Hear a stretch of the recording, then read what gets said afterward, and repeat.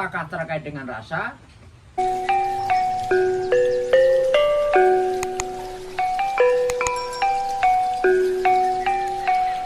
Selamat berjumpa kembali dengan Wajar Channel.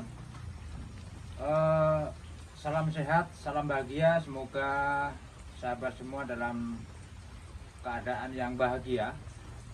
Seperti biasanya, Wajar Channel hadir untuk berbagi informasi seputar pedesaan. Ada pertanian, perkebunan, kehutanan, juga pariwisata. Tak kalah pentingnya juga yaitu kami menginformasikan tentang teknologi lokal berskala desa. Yang pada hari ini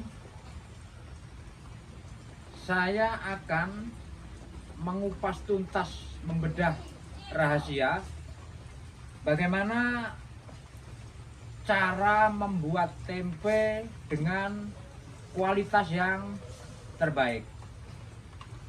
Nah, itu yang saya maksud adalah teknologi lokal berskala desa. Oke guys, ya.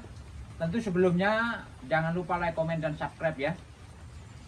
Biar kami terus semangat untuk menginformasikan seputar pedesaan. Dalam hal apa yang saya sebut guys ya, gini, namanya membuat tempe, yang perlu diketahui itu adalah tahapannya. Namun tidak cukup itu, kita harus tahu maksud dan tujuan dari masing-masing tahapan, sehingga ketika di dalam perjalanan usaha tempe itu ada masalah, kita tahu sebab akibatnya. Karena gini guys ya, saya ini sebenarnya berpikir dari interaksi di Facebook ya. Banyak teman-teman itu membuat status atau memposting yang ada kalanya pertanyaan, juga keluhan. Kalau boleh saya ambil salah satu contoh ya, dia itu memposting atau membuat status ketika tempenya ada masalah. Biasanya tidak jadi, busuk, atau rasanya asam, pahit, dan lain sebagainya. Nah, di situ saya tidak bisa atau tidak komentar ya di kolom komentar di Facebook. Karena apa? Terjadi kontroversi ya. Ketika saya bilang A, ternyata ada yang berpendapat B. Kami tidak ingin itu, karena namanya komentar itu hak masing-masing. Nah, saya tidak lanjuti juga komunikasi via WA. Ada yang dari Riau, Palembang, Lampung, Sulawesi, Kalimantan, juga di Pulau Jawa sendiri banyak. Saya tidak lanjuti, semua selesai. Saya berpikir, kenapa tidak saya jelaskan langsung aja ya? Karena capek juga guys, walaupun via WA, untuk konsultasi tentang tempe tersebut. Untuk itu pada hari ini sekali lagi akan saya sampaikan, yaitu mari kita kupas, kita bedah rahasia-rahasia apa dalam bidang usaha pertempean guys ya. Sebelum melangkah jauh ke sana, memang orang usaha itu salah satu syarat pada kualitas terbaik. Untuk itu lakukanlah kajian ilmiah ketika kita menjalankan usaha dalam tahapan pengerjaan tempe. Itu harus melalui analisis yang logis. Jikalau tidak, saya yakin nanti tidak akan bisa terselesaikan masalahnya.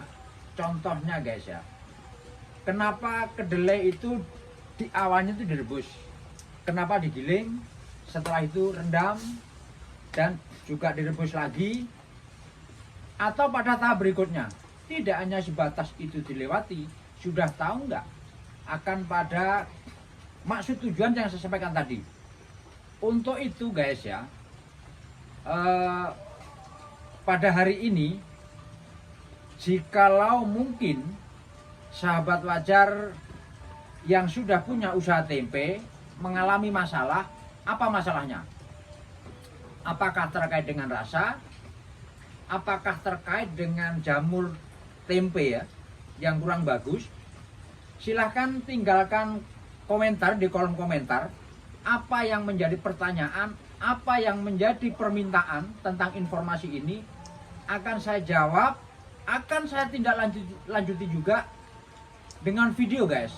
Contoh aja, kenapa tempe saya itu kok nggak tahan, satu misal. Mungkin di pertengahan hari atau lepas tengah hari jam 1-2 ketika kita jualan tempe, yang tempe itu belum laku atau tempe itu masih disimpan oleh konsumen, mengalami masalah, satu misal busukkah, berubah warnakah, dan sebagainya, itu tolong tinggalkan komentar ya di kolom komentar, akan saya jawab langsung dan saya tindak lanjuti dengan video berikutnya. Kalau keluhan itu yang terjadi, langsung aja saya jawab guys ya, dalam video itu. Artinya berarti itu kesalahan di sini. Pada tahapan kesalahan yang saya katakan, nanti akan saya ulas semuanya. Sehingga Anda tahu, contoh, bagaimana sih merendam yang benar. Karena merendam itu tujuan seperti ini, yang benar harus begini gitu guys. Saya yakin, ini bukan menggurui guys ya, kalau saya bukan dosen. Tapi ketika kita bisa saling menerima, dan juga menyadari akan kekurangan dari semua pengusaha tempe, khususnya pemula, nanti akan bisa memproduksi tempe yang bagus ya. Nah, gini guys ya, nanti akan juga ini di video ini itu tahapan yang saya lakukan. Jadi video ini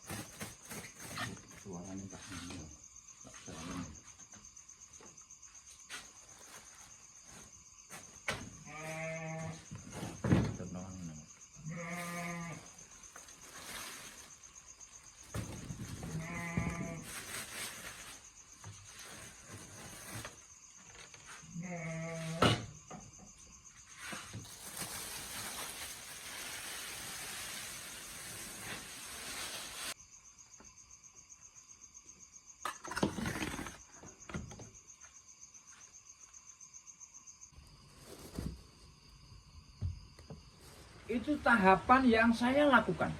Yang melakukan saya sendiri. Saya tidak mewawancarai orang, tidak membuat video milik usaha orang, yang notabene jadi namanya wawancara. Ketika orang yang bertanya ternyata tidak tahu teknis untuk mengolah tempe, ya sebatas tanya aja guys. Pak, setelah ini gimana? Oh, direbus, oh digiling, ya selesai. Tidak tahu maksud tujuan kenapa direbus, kenapa digiling, kenapa direndam lagi, gitu loh guys ya. Jadi ini murni apa yang saya lakukan. Hasilnya guys ya, kalau menurut saya dan praktek sudah sekian lama, berpuluh-puluh tahun, bagus guys. Untuk itu sekali lagi juga pemula yang baru memulai atau yang akan memulai atau yang sudah berjalan pada usaha tempe, tolong tinggalkan di kolom komentar apa yang menjadi pertanyaan Anda, akan saya jawab langsung. Juga akan saya tindak lanjuti dengan video berikutnya, keterangan sesuai dengan pertanyaan Anda, permintaan Anda, sehingga akan cukup jelas guys nantinya guys ya, hulu sampai hilir permasalahan tahapan dalam pengelolaan tempe. Nah, tidak cukup itu guys ya, boleh dilihat sendiri, kami tidak menggunakan alat-alat dari pabrikan, termasuk drum bekas. Ini ya boleh dikata karena bikinan tidak ada di pabrik kayak gini guys ya. Nah, nanti guys ya, bisa kita manfaatkan alat seperti ini. Bukankah ini barang bekas ya? Bisa kita fungsikan untuk pemisahan kulit kedelai secara otomatis guys. Nah, dengan catatan memang saya pakai gilingan gini guys. Ini bikinan sendiri guys, tidak beli pabrikan. Ini rakitan dari besi-besi bekas, mungkin yang baru ya kayak bearing, kayak fan belt dan sebagainya, mesin dan sebagainya. Untuk rakitan ini semua barang bekas. Nah, alat yang bisa memisahkan antara kedelai dan kulit secara otomatis nanti seperti apa? Juga silahkan tinggalkan pesan di kolom komentar, akan saya jawab guys. Mungkin ada yang minta untuk Pak gimana cara menggunakannya atau mengoperasikannya. Oke, akan saya buatkan videonya. Mungkin Pak gimana cara membuatnya, bahannya apa saja, nanti akan saya jawab dan saya tindak lanjuti pakai video berikutnya. Sehingga guys, tidak hanya katanya ya, ini saya uraikan, juga nanti akan saya contohkan, dan mungkin kelanjutan nanti ada yang perlu dipertanyakan, monggo. Termasuk gini guys, yang jarang diketahui nih, saya tanya, ragi tempe itu apa? Ragi tempe itu jenis tumbuhan guys. Ketika pabrikan mengeluarkan ragi, hanya karena hasil penelitian, dia itu akhirnya mencobanya, terus diuji coba ya, habis itu dijual. Sebenarnya ada di kita, namanya jamur tempe, ada di kita guys. Kita penjual tempe kok, kenapa tidak? Dia itu melakukan penelitian jamur tempe di lab, sehingga didesain, diolah, dijual menjadi ragi untuk kita. Nah, berikutnya juga tidak kalah penting, bagi mungkin mau belajar bikin ragi, monggo guys ya, saya siap untuk itu. Dan nanti pada video berikutnya juga akan saya kupas apakah ragi satu sama lain itu beda. Bisa beda, bisa enggak guys. Bedanya di mana? Varietas daripada jamur tempe itu, sehingga boleh dibuktikan. Kenapa ketika ragi A suatu misal seperti ini, ragi B seperti ini. Tapi rahasianya guys, yang paling enak tempe itu kalau ragi bikinan home industry, bikinan sendiri. Kalau boleh saya contohkan, seperti tanaman pertanian, itu yang varietasnya lokal guys. Kalau sudah pabrikan itu kebanyakan bulunya tebal, ketika digoreng dia menyerap minyak, dan sebagainya. Dari sisi rasa walaupun ada plusnya, tapi dari sisi rasa yang namanya fresh sekalian tetap ragi bikinan sendiri guys. Seperti apa nanti silahkan tinggalkan pesan di kolom komentar, akan saya tindak lanjuti. Selain langsung pakai komen, juga akan saya tindak lanjuti dengan video guys. Itu guys sementara yang bisa saya sampaikan. Kami mohon juga untuk subscribe guys ya. Juga sekiranya ada hal yang kurang bisa diterima, saya mohon maaf. Kalau toh ada kelebihan dan hal yang dianggap benar, karena kebenaran milik Tuhan Yang Maha Kuasa. Dan saya akhiri sampai di sini. Sampai jumpa guys pada berikut, maksud kami pada video berikutnya. Terima kasih.